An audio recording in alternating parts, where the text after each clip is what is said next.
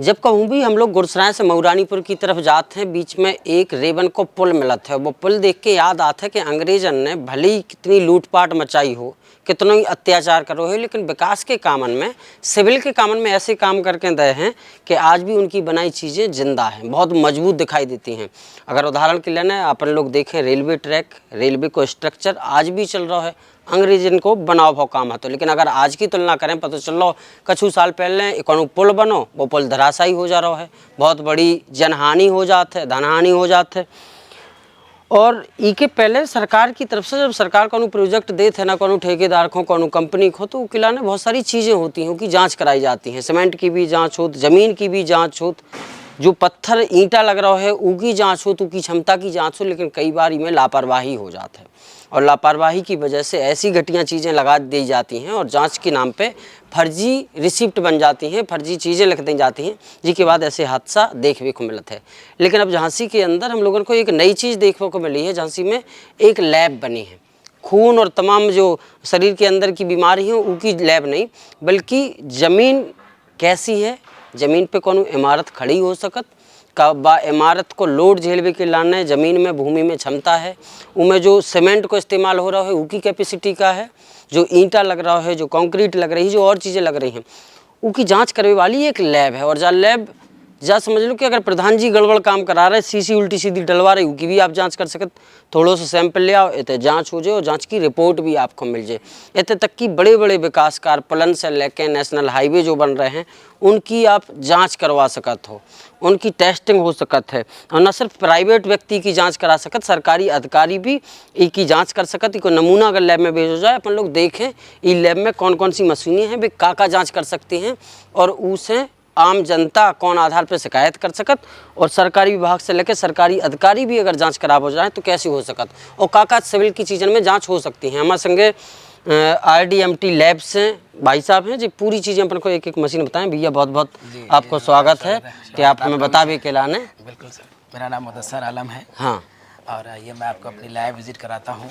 ये हमारी lab royal digital material testing laboratory private limited, ये अठुन्ना रोड झांसी में हमने एस्टेब्लिश करी है। लैब से हमने एक्रेडिटेशन लिया हुआ है। इस मशीन का काम ये है कि कोई भी गीला सैंपल मेरे पास आता है उसको ड्राई करते हैं। गीला सैंपल में क्या क्या, जैसे कि आपका जो है मिट्टी गीली सैंपल हो गई, उसको ड्राई करना है। एग्रीगेट अगर कोई गीला सैंपल में आ गया, बारिश के सीजन में अगर कोई सैंपल आ गया उसको हमें इसमें ड्राई करना है। सैंड कोई गीला हमारे पास सैंपल है, क्योंकि वो ड्राई होकर से सीविंग करना है, तो उसको ड्राई करना पड़ेगा। तो एक प्रोसेस में इसका यूज होता है। ड्राई करने के बाद फिर क्या होता है? फिर उसका हम सीविंग करते हैं। सीव एनालिसिस कर लिया हमने, ये ड्राई होने के बाद ही हो सकता है, वेट में नहीं कर सकता। एग्रीगेट है उसको हम ड्राई में नहीं कर, वेट में नहीं कर सकते। उससे कंस्ट्रक्शन के काम में क्या फायदा होगा? जैसे उसका कंस्ट्रक्शन काम में क्या फायदा होगा, वो टेस्टिंग काम में फायदा कि उसकी रिजल्ट एक्यूरेसी में आएगी। जो हम टेस्ट परफॉर्म करेंगे वो एक्यूरेट रिजल्ट आएगा इससे हमारा। यानी कोई भी यदि हमारे पास नमी वाला मटेरियल है, उसको इसमें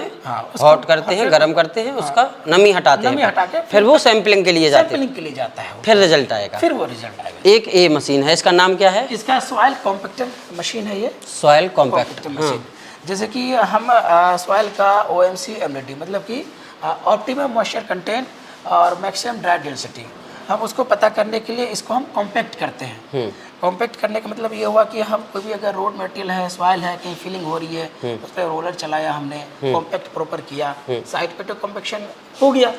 कॉन्ट्रैक्टर ये कहता है कि भाई हमारा जो रोड है प्रॉपर कॉम्पैक्ट हो गया, लेकिन इंजीनियर को तो ये तो नहीं मालूम कितना कॉम्पैक्शन हुआ। तो वो सैंपल मेरे पास आता है, उसको हम प्रॉपर लैब में कॉम्पैक्शन करते हैं। कितने मॉइस्चर पे, कितने वाटर कंटेंट पे, कितने वाटर कंटेंट पे मैक्सिमम कॉम्पैक्शन कितना हुआ, ये पता होना जरूरी है। ये जरूरी है, तभी हम फील्ड का जो कॉम्पैक्शन है उससे कंपेयर कर सकते हैं कितना % कॉम्पैक्शन हमारा अचीव हुआ है साइट पे। तो इसलिए ये होना जरूरी है। यदि कोई उस पर रोलर चला रहा है, दबा दिया, दिखने में तो लग रहा है कि बिल्कुल प्लेन हो गया है, लेकिन वो एक्चुअली प्रॉपर कॉम्पैक्शन नहीं हुआ है। जब नहीं हुआ तो कब आप जब ढलाई करेंगे, RCC करेंगे, पेविंग करेंगे, पता चला हैवी ट्रक आ गया, रोड धंस गया, आपने देखा। हाँ, कई बार देखते हैं हाईवे पे हो जाते हैं। तो प्रॉपर रोलर नहीं चलने की वजह से, प्रॉपर कॉम्पैक्शन नहीं होने की वजह से ये इशू होता है। इसलिए वो सैंपल हम यहाँ मंगाते हैं, कितने मैक्सिमम वाटर कंटेंट पे वो कॉम्पैक्शन हो रहा है, उसको हमें प्रेजेंट करना पड़ता है। उसका रिजल्ट हमें मालूम होना चाहिए।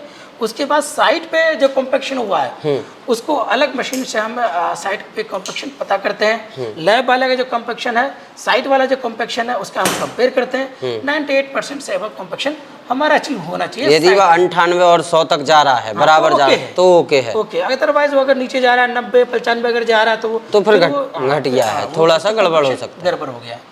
तो पानी पर डिपेंड करता है, ऐसा नहीं कि पानी हम मिलाते जा रहे हैं, कंटेंट मिलाते जा रहे हैं, तो ज़्यादा पानी मिलाना भी नहीं है, कम पानी डालना भी नहीं है। तो एक स्टैंडर्ड वाटर कंटेंट निकालने के लिए मैक्सिमम कॉम्पेक्शन कितना हो रहा है, एक स्टैंडर्ड लिमिट पे वाटर का, वो हमें देखना होता है इसमें। हम दर्शकों को बता दें बड़ी आसान भाषा में कि जैसे कहीं किसी जगह सड़क डली है, प्लेन मिट्टी है या मोरंग है, वहाँ जो भी है नीचे, पहले वहाँ उस मिट्टी का सैंपल आता है, उसका सैंपल लिया जाएगा कि उसकी स्ट्रेंथ कितनी है, उसकी क्षमता कितनी है। वहाँ से ऑटो निकल सकती है, ट्रक निकल सकता है, ट्रेन निकल सकती है, वो क्षमता जांची जाएगी। डेंसिटी, कॉम्पैक्शन डेंसिटी, हाँ, वो हम जांच करते हैं, वो जांची जाएगी। फिर उस पर रोड रोलर चलाया जाएगा, फिर उसकी स्ट्रेंथ हम लोग मापते हैं। ये तमाम यहाँ जो काम होते हैं वो होते हैं। ये मशीन है, ये क्या करेगी? ये मशीन का बेसिकली यूज है, जो स्ट्रक्चर बनते हैं ग्राउंड के पहले, सबसे पहले हम एसबीसी करते हैं, एसपीटी करते हैं, स्टैंडर्ड पेनिट्रेशन टेस्ट एक परफॉर्म होता है, वो साइट के लिए परफॉर्म होता है। अब साइट पे जो हम जब जाते हैं वहाँ पे तो मिट्टी जो है डिफरेंट टाइप की लेयरिंग में मिट्टी आती है, कई कंकर टाइप की मिलती है, ग्रेवल टाइप की मिलती है, या क्ले टाइप की सॉइल होती है, या सिल्टी सैंड होती है। अगर ग्रेवल टाइप की सॉइल है, उसमें ग्रेवल ज़्यादा है, मतलब उसमें रोड़ियाँ ज़्यादा हैं, उस कंडीशन में हम ये अनकन्फाइंड कंप्रेशन टेस्ट अपरेटस इसका नाम है, इससे हमें CN5 की वैल्यू पता करते हैं।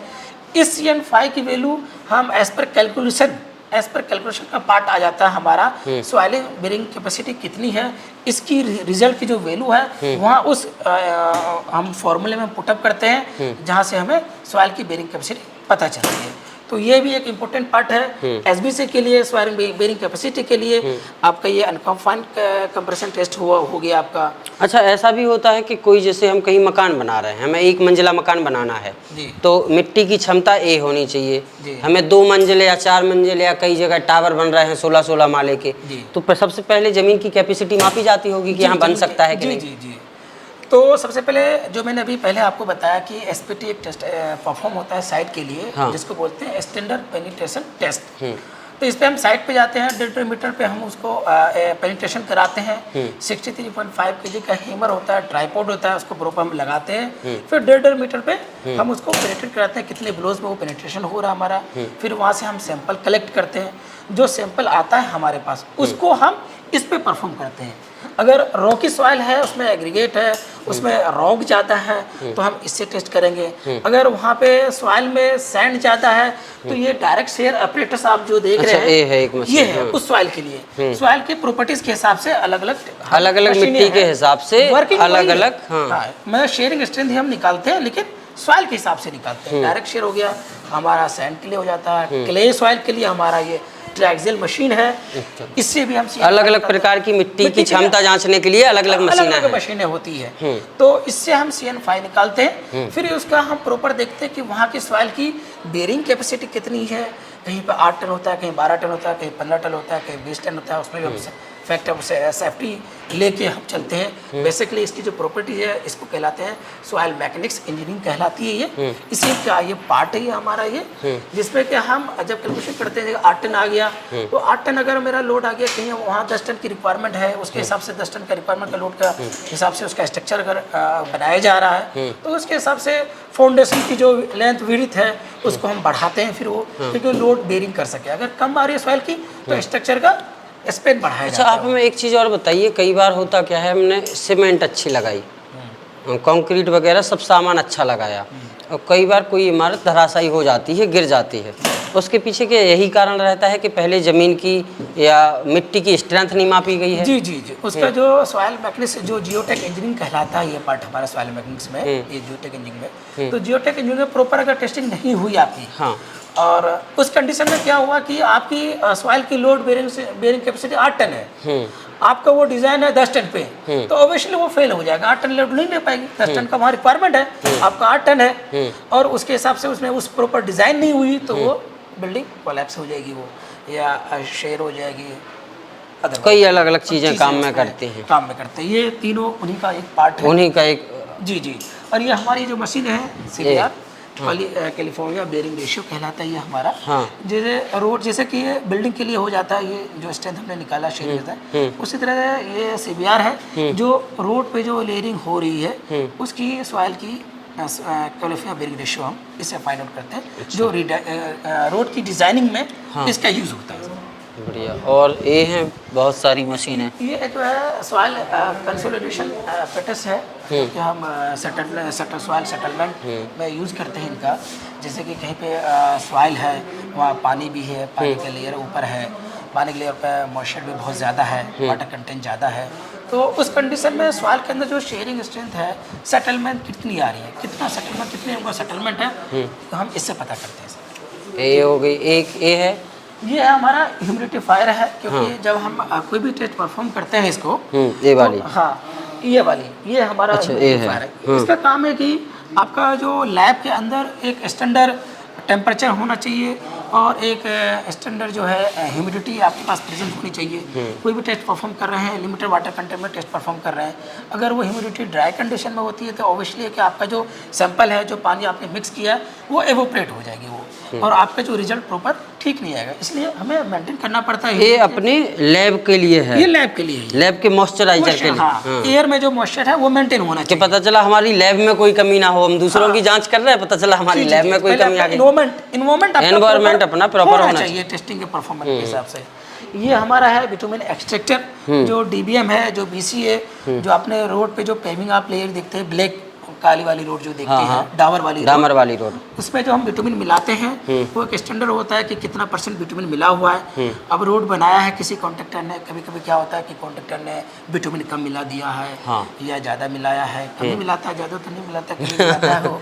तो उस कंडीशन में क्या होता है कि इंजीनियर साहब आते हैं, उसको कुछ डाउट होता है, कि डाउट नहीं को तो अवश्य उसको चेक कराना भी पड़ना होता है कि एज पर स्टैंडर्ड आपकी क्वालिटी सही है नहीं सही है। तो क्वालिटी कैसे पता चलेगा, बिटुमिन कितना % है, ग्रेडेशन का क्या % है वो, तो हम वो सैंपल वहाँ आता हमारे यहाँ लाई जाती है। अपने बुंदेलखंड में डामर रोड में ज्यादा खेल होता है, पता चला डाला 2 महीने बाद उखड़ गया, तो उसमें यही कलाकारी होती है। बिटुमिन कम डला है तो वो अवश्य है कि वो तो उसकी भी जांच यहाँ हो जाएगी। हाँ, वो बिटुमिन का मिक्स हमारे पास इसमें आता है, और इसमें हम जो बेंजीन हमारा लिक्विड है, बेंजीन उसमें मिक्स करते हैं, इसमें हम डालते हैं, उसको प्रॉपर रोटेशन इसका होता है, बिटुमिन अलग हो जाता है, निकल जाता है इस पाइप के थ्रू, अलग बिटुमिन हो गया अलग, और आपका जो एग्रीगेट जो मिक्स है, जो साइज है वो अलग हो जाती है।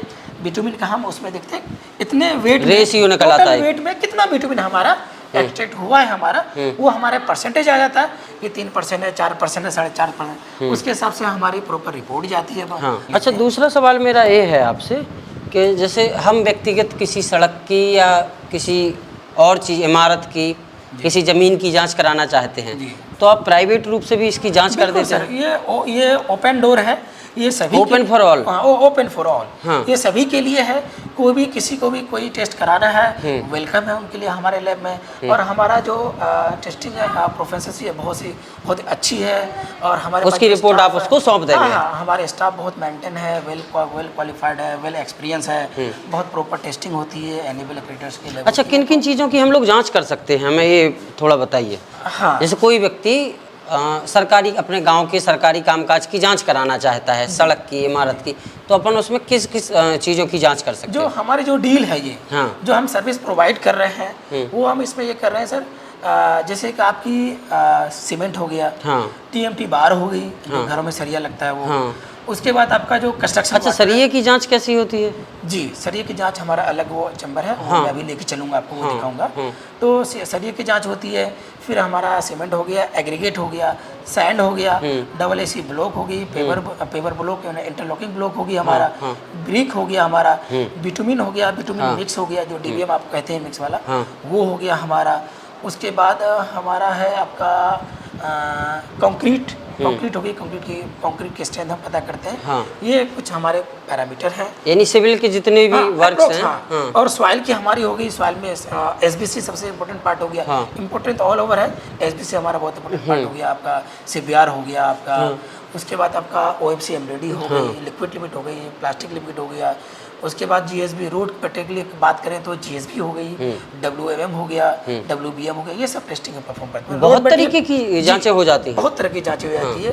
रोड मटेरियल का सारा हमारा हो जाता है, बिल्डिंग मटेरियल में हमारा सारा कवर कर लेते हैं, सॉइल में सारा कवर कर लेते हैं, और हमारा जो वाटर है उसमें 3 तरह का हमने ले रखा है, कंस्ट्रक्शन वाटर है, ड्रिंकिंग वाटर है और वेस्ट वाटर है। ये सारा तीनों तरीके की आप जांच कर लोगे? जी जी जी जी। जैसे ड्रिंकिंग वाटर है, जैसे नलकूप से पानी निकलते हैं, जैसे आपका इसमें जल निगम में पानी सप्लाई होते हैं, उसकी जांच हो उसकी जाएगी? भी जांच आपकी हो जाएगी। कोई यहाँ इंडस्ट्रीज है, वो अपने यहाँ जो पानी जो यूज़ कर रहे हैं, यूज़ करने के बाद जो उसको वेस्ट कर रहे हैं, क्या वो एज पर स्टैंडर्ड उसको ड्रेन कर रहे हैं कि नहीं कर रहे हैं, क्या उसकी लिमिट सही है नहीं सही है, तो उसकी भी जाँच होती है हमारी। उसके बाद जो है हमारा कंस्ट्रक्शन वाटर है, वो भी जो कंस्ट्रक्शन हमारे यहाँ हो रही है, क्या उसका पानी का स्टैंडर्ड है या नहीं है, क्या अच्छा, एक चीज़ एक और मेरे दिमाग में सवाल आ रहा है, क्या कहीं खारा पानी है? जी खारा पानी समझ रहे हैं आप? जी जी जी और कहीं मीठा पानी है। जी जी हमने कंस्ट्रक्शन करवाया और खारा पानी उसमें यूज किया, जी और एक तरफ हमने दूसरी बिल्डिंग बनवाई उसमें मीठा पानी यूज किया, जी। तो उसमें कोई अंतर आ जाएगा क्या? बिल्कुल आएगा, बिल्कुल आएगा। खारे पानी में क्या होगा कि आपकी जो उसमें सॉल्टी जो मटेरियल है, जो TDS ज़्यादा हाई है, वो आपके कुछ टाइम बाद प्रेजेंस होने लगेंगे, उसमें नूनी टाइप के पकड़ने लगेंगे।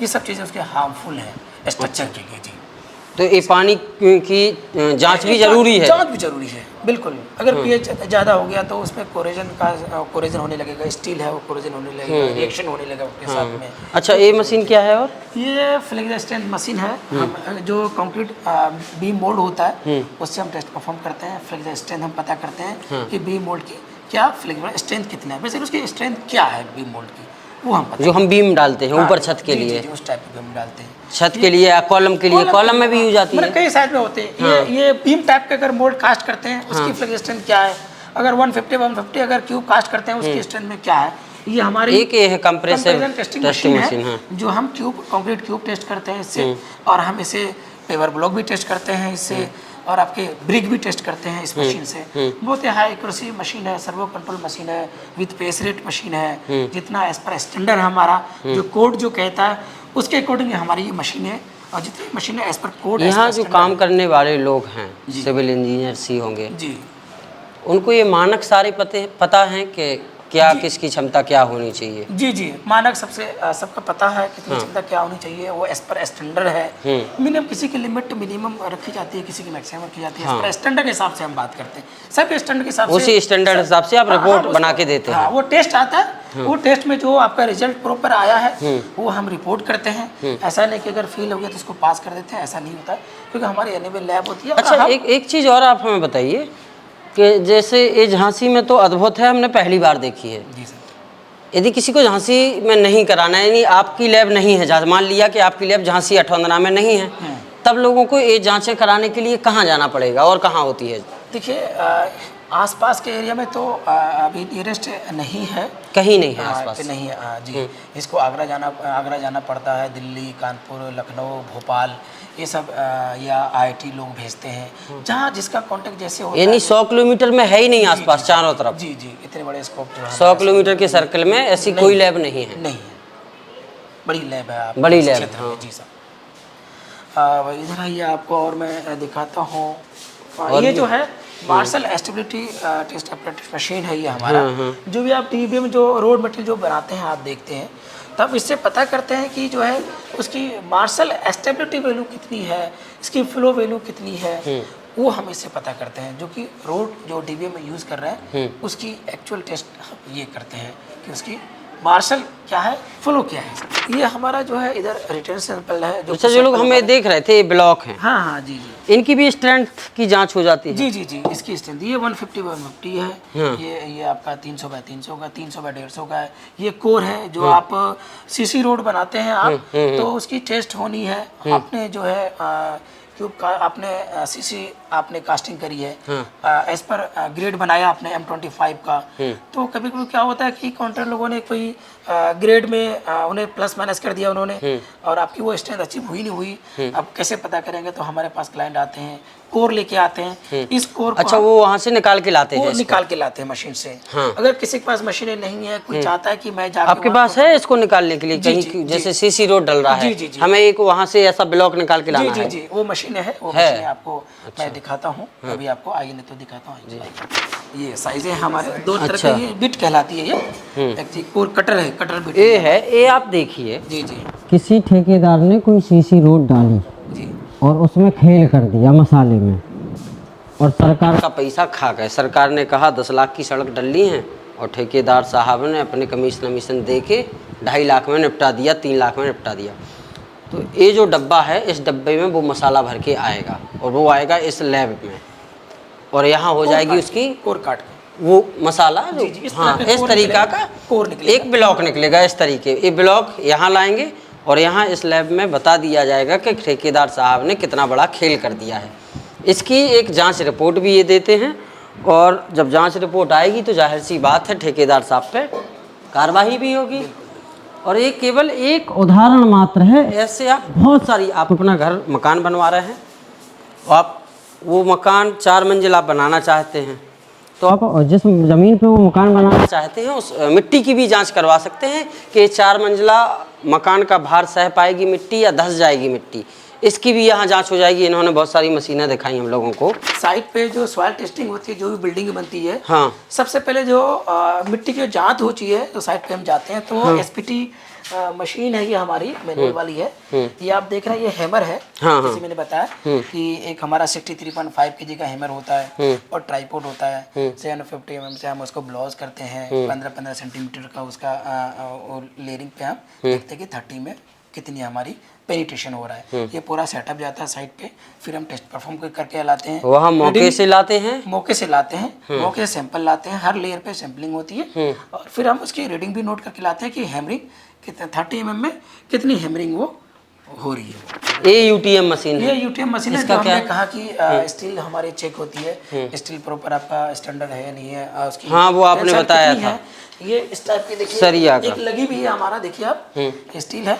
और इसमें हम टेंसाइल स्ट्रेंथ टेस्ट करते हैं, इलोंगेशन टेस्ट करते हैं, और उसका फिर वेट टेस्ट करते हैं, कितना मास है उनका, बैंड रिबैंड मैंने इसको मोड़ते हैं, फिर इसको सीधा करते हैं, देखते हैं कोई क्रैक तो नहीं है। जो आपका टेंसाइल है वो चेक करते हैं, कितने टेंसाइल स्ट्रेंथ पे ब्रेक हो रही है। आपकी एक देखिए सैंपल लगा हुआ, आप देखेंगे ऊपर, हाँ हाँ, ये दिख रहा है। हाँ, ये पूरी मशीन ये दिखाइए, एक सरिया लगा है बीच में, देखिए, ये देखिए। ये अपने यहाँ आम तौर पे जी झांसी या बुंदेलखंड के आसपास में जो हम लोग घर मकान बनाते हैं, उसमें कितने mm से सरिया शुरू हो जाता है और कितने mm तक जाता है कंस्ट्रक्शन के काम में? देखिए, वो जनरली घरों में हम जो लगाते हैं वो 8 mm से शुरू होता है। 8 से, हाँ, 8 से शुरू होती है, 12-16, और जिसकी फाइनेंशियल इकोनॉमी जिसकी जितनी है उसके हिसाब से वो एज पर डिज़ाइन वो रिकमेंडेशन भी करते हैं कि आपको इतना बीम में इतना देना है, आपके कॉलम में इतना देना है, फुटिंग का साइज में इतना। सबके अलग अलग mm के सरिया है,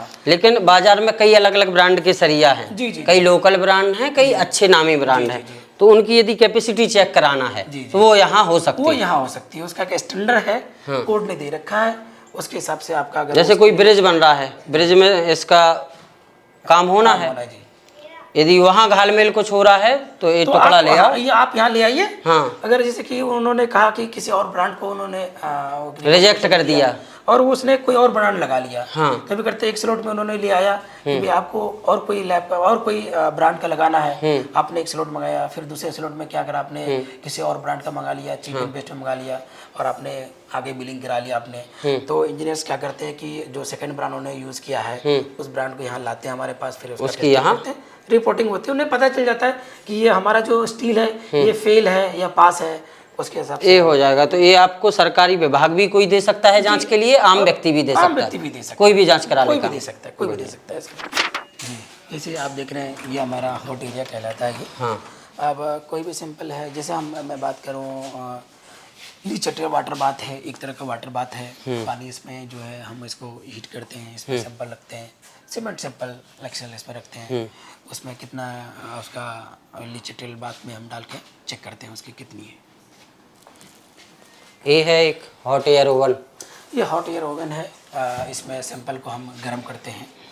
आपने देखा होगा सैंपल इसमें लगा हुआ है, देखिए इसमें सीमेंट रखी है। ये आप देखिए, एक मैं आपको दिखाऊं, एक मशीन है और इस मशीन के अंदर इस सीमेंट रखी हुई है।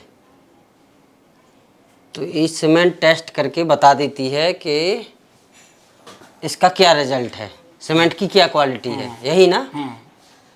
इसमें हम कोई भी सैंपल है, इसमें सीमेंट की जांच हो सकती है और किस चीज़ की? नहीं, नहीं, इससे नमी सुखाते हैं। इसमें नमी सुखाते हैं, इसमें जांच वाली मशीन नहीं है, इसको ड्राई करते हैं। इसको पहले ड्राई करते हैं कि वो अपने वास्तविक स्वरूप में आ जाए, यदि पहले से नमी है तो। अब जैसे कि ये आप देख रहे हैं बफल फर्नेस है। अब क्या होता है कि जो इसमें ज़्यादातर हम ब्रिक को बर्न करते हैं, ये 1800 डिग्री से तक टेम्परेचर। 1800 डिग्री में ईंट को डालते हैं इसमें। हाँ, ईंट को हम पकाते हैं। हाँ, ये मफल फर्नेस है। और हम इसमें कच्चे जो ईंट होते हैं, जैसे कि कोई ईंट भट्टे वाले हैं, वो क्या करते हैं कि बड़े बड़े लैंड को वो लेते हैं अपने यहाँ। लैंड लेने के बाद उस मिट्टी को हम जांच के, वो मिट्टी से सैंपल बनाते हैं, 1-2 सैंपल ब्रिक बनाते हैं। फिर वो यह जांच के लिए भेजते हैं कि वहाँ की मिट्टी में कोई दिक्कत तो नहीं है, अगर मैं ब्रिक बनाता हूँ क्या वो क्रैक तो नहीं हो रहे हैं, वो प्रॉपर उसकी हार्डनेस आ रही नहीं आ रही है, उसकी स्ट्रेंथ आ रही नहीं आ रही है। तो वो लोग क्या करते हैं, ब्रिक बना के मेरे पास वो सैंपल भेजते हैं, हम इसको ऐसे बर्न करते हैं, चेक कर कि कितनी डिग्री पर पकेगा वो। पकाने के बाद फिर चेक करते हैं भाई इसका फिजिकल क्या स्ट्रेंथ क्या है, स्ट्रेंथ चेक करते हैं, वाटर एब्रेशन चेक करते हैं। 1800 डिग्री पर काम करती है? 1800 डिग्री से तक काम करती है। स्टार्ट होती है? नहीं, स्टार्ट तो आपको 20-30 से स्टार्ट हो शुरू हो जाती है। वो 1800 तक जाती है। हाँ, वो अपना स्टैंड होता है लिमिट का कि हम इसमें करते हैं। अच्छा, एक चीज़ और है, आप लोगों ने देखा होगा बुंदेलखंड में बहुत सारे ईंट भट्टे लगते हैं, गांव में भी लगते हैं और बुंदेलखंड से बाहर निकल जाओ अपन भोगनीपुर तरफ, उस तरफ तो ईंटों का बड़ा व्यापार है। तो कच्ची ईंट आती है बिना पकी हुई मिट्टी की, इसमें फिर पकाया जाता है इस मशीन में, और इसके बाद फिर टेस्टिंग होती है, फिर बताया जाता है कि ईंट जो है काम की है कि नहीं है, इसकी क्षमता कितनी है। ऐसा तो नहीं है कि जिस मिट्टी से वो ईंट बनाई जा रही है उस मिट्टी की ही क्वालिटी खराब हो। हाँ, ये भी चेक किया जाता है। ये भी चेक किया जाता है। तो इससे उसको ये हो जाता है कि भाई अगर ब्रिक अगर कमजोर आ रही है, फ्रंट से ज्यादा आ रही है, उसमें उसके स्ट्रेंथ भी कम है, तो वो उस प्लॉट को नहीं लेता। और इसी आधार पे फिर ये तय होता है कि 1 नंबर की ईंट है, 2 नंबर की ईंट है कि 3 नंबर की है। जी, आपने सही कहा, ये इसी आधार पे तय। तो 1 नंबर, 2 नंबर और 3 नंबर वाली ईंट जो है वो इसी जांच के आधार पे तय होता है।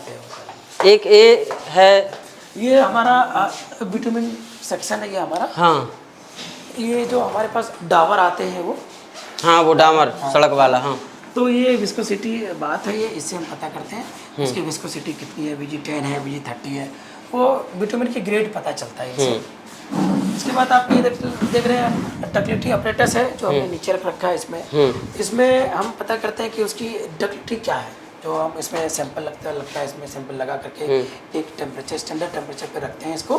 फिर इसको हम खिंचाव होता है दोनों के बीच में, कितना खिंचाव, उसकी डक्टिलिटी कितनी है, वो कितने खिंचाव। अच्छा, खिंचाव महत्वपूर्ण होता है क्या सड़क में? बिल्कुल, खिंचाव महत्वपूर्ण होता है। वो डामर की जो सड़क होती है उसमें डामर के बीच जो खिंचाव है वो होना चाहिए। जी, वो होना चाहिए। यदि वो खिंचाव नहीं है, वो एक स्टैंडर्ड एक उसका सेट है पहले से कि इतना तो कम से कम होना ही चाहिए। अलग अलग का। अब ये देख रहे हैं सॉफ्टवेयर पॉइंट हम पता करते हैं विटामिन का, ये पेनिट्रेशन है, ये फ्लैश एंड फायर का है। जैसे कि आपका जो है विटामिन में कितने टेम्परेचर पे उसमें आग लग सकती है। आपने कोई पेविंग लेयर बनाया, आपने विटामिन वाला कोई रूट बनाया, अगर उसके फ्लैश एंड फायर पॉइंट बहुत ही कम है, गर्मी के टाइम में अगर ज़्यादा गर्मी है, कहीं हॉट एरिया है, उसमें आग तो नहीं लग पा रही, आग लग गई, तो इसलिए हम वो टेस्ट परफॉर्म करते हैं उसमें। अब लगा असली कुछ लैब वाला सिस्टम। ये देखिए, ये जो जार देख रहे हैं ये उन लैबों में भी नज़र आते हैं जब हम लोग पढ़ाई करते हैं और टेस्टिंग करते हैं। हाँ, तो अब आया थोड़ा सा लैब वाला लुक। जी, तो ये एक्चुअली केमिकल सेक्शन जब होता ये है, केमिकल सेक्शन, हाँ। हाँ केमिकल सेक्शन आपको हम दिखाते हैं अभी। हाँ ये अभी हमारा सीमेंट सेक्शन है ये हमारा, हाँ। जिसमें कि हम विकेट अपरेटस है ये, हम इसे इनिशियल सेटिंग टाइम और फाइनल सेटिंग टाइम पता करते हैं, इसकी कंसिस्टेंसी पता करते हैं, इसमें हम जो है कंप्रेसिव स्ट्रेंथ पता करते हैं। उसके लिए 3 ग्रेड के सैंड आता है इसमें, ये हम सैंड इस्तेमाल करते हैं। ज़रा इंजीनियर साहब दिखाइए, ज़रा निकालिए आप यहाँ से।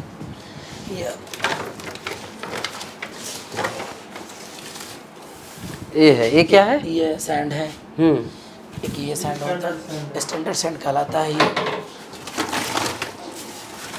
एक ये सैंड है, एक ए बालू है। 30% से हम इसको मिलाते हैं ये, एक ए बालू है, एक ए बालू है,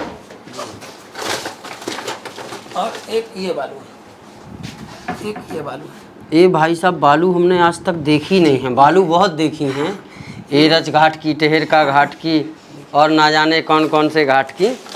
ये जो 3 प्रकार की बालू हम देख रहे हैं स्टैंडर्ड बालू है, जो कि सीमेंट की कंप्रेसिव स्ट्रेंथ फाइंड आउट करने के लिए हमें इस स्टैंडर्ड सैंड की रिक्वायरमेंट होती है। इसके बाद फिर सीमेंट को हम जांच पाएंगे, इसी से वो सीमेंट जांची इसी से जाएगी। हम मसाला बनाते हैं सीमेंट का, और इस सैंड से बना के। तो ये हमारी जो है वाइब्रेटिंग मशीन है ये, इसमें हम मोल्ड लगा के, ये जो मोल्ड आप देख रहे हैं, हाँ हाँ, इस मोल्ड में हम भर के वाइब्रेटिंग करते हैं। वाइब्रेटिंग करने के बाद फिर इसको इस मोल्ड के साथ में हम इसके ह्यूमिडिटी चैम्बर में रखते हैं। इसको प्रॉपर टेम्परेचर ये मेंटेन रखती है, प्रॉपर ह्यूमिडिटी मेंटेन करती है कि प्रॉपर आपका टेम्परेचर भी होना चाहिए, प्रॉपर ह्यूमिडिटी होना चाहिए। हाँ। अब ये हमारा है सर केमिकल सेक्शन, ये डिपार्टमेंट हमारा ये अलग है। आप देख पा रहे हैं कि हमने जो भी CRM है, रेफरेंस मटेरियल है, CRM हमारा स्टैंडर्ड है, और इसको ये क्या है? ये रेफ्रिजरेटर ही है या कुछ और? नहीं, रेफ्रिजरेटर ही है ये। इसमें हमें रखना पड़ता है कि कोई भी हमारा CRM में ख़राब नहीं हो, उसका एक स्टैंडर्ड टेम्परेचर पे हमें इसको सेट करके रखा। अच्छा, और इसमें ए लगाए हुए हैं आप? 0.5 डिग्री सी। अच्छा, 6.5 डिग्री सी सेल्सियस। हम केमिकल को हम रखते हैं जो CRM हमारा है। ये हमारे अनिल जी है, ये लैब के जो है केमिकल सेक्शन के हेड ऑफ है ये यहाँ पे, अनिल कुमार जी।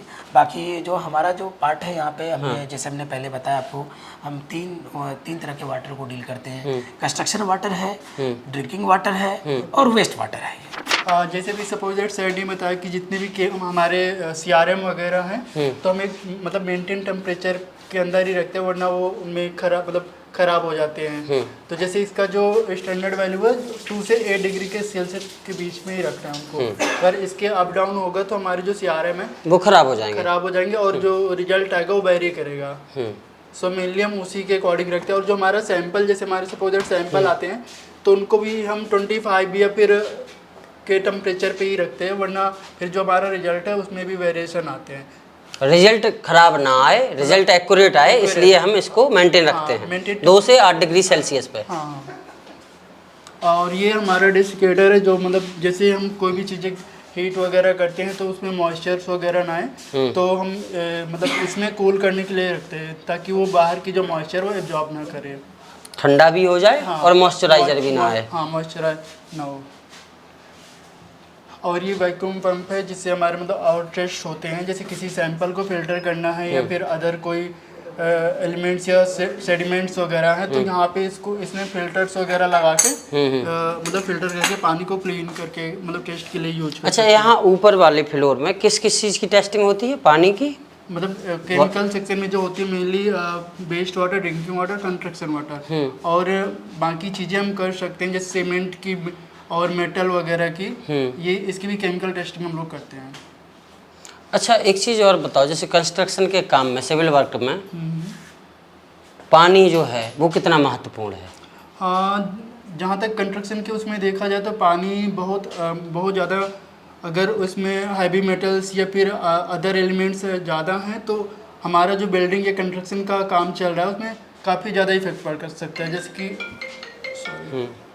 जैसे कि हमारा कोई बिल्डिंग्स वगैरह बन रहा है, तो अगर उसमें कैल्शियम, मैग्नीशियम, हार्डनेस वगैरह, हैवी मेटल्स ज़्यादा हैं, तो बिल्डिंग्स में क्रैक्स आने लग जाते हैं या वाइटनेस ज़्यादा हो जाती है। ऐसे मतलब काफ़ी ये होता है, पानी बहुत महत्वपूर्ण होता है कुल मिला के। ये है, कई बार आप लोगों ने देखा होगा तालाबों में अचानक से बहुत सारी मछलियाँ मर गई और इसका कोई कारण पता नहीं चलता है कि अचानक ऐसा होने लगता है। कई तालाबों पे मछलियाँ ऊपर उतराने लगती हैं, तो उसका कारण भी यही होता कि कई बार उन तालाबों में वेस्टेज वाटर छोड़ दिया जाता है। ये फिर हैवी केमिकल्स डाल के लोग छोड़ देते हैं, गंदा पॉल्यूटेड कर देते हैं पानी को, तो उसमें ऑक्सीजन की कमी हो जाती है, तो मछलियाँ सर्वाइव नहीं कर पाती हैं।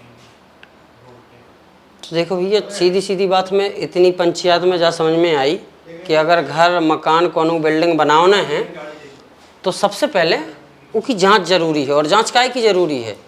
सीमेंट अकेली की जांच जरूरी नहीं है कि सीमेंट अच्छा लगाओ, सरिया अच्छा लगाओ। आमतौर पे हम लोग जो ही देखत कि सीमेंट अच्छा लेता हो कोनो कंपनी को, सरिया अच्छा लेता हो ज़्यादा mm को, बढ़िया मकान बन जाए। लेकिन आज हमें इतना के जो पता चलो कि मिट्टी भी बहुत ज़रूरी है। मिट्टी की क्षमता कितनी है, मिट्टी के संगे पानी कैसे होना चाहिए, पानी की कैसी क्वालिटी है, जो भी मायने रखत है। पता चलो आपने 5 मंजिल मकान तो बनवा लो, पैसा लगा दो खूब ऊँक के, वो गिर पड़ो 5 ही साल में। उनके पीछे को कारण जो पता चलो कि सीमेंट आपने टॉप लगवाई, ईंटा टॉप लगवाओ, सरिया टॉप लगवाओ, पानी खराब उनमें लगवा दो तो मसाले में मिट्टी कमज़ोर हती जितने बिल्डिंग बनी, बिल्डिंग धराशायी हो गई। दो सब बनावे वाले के ऊपर दो।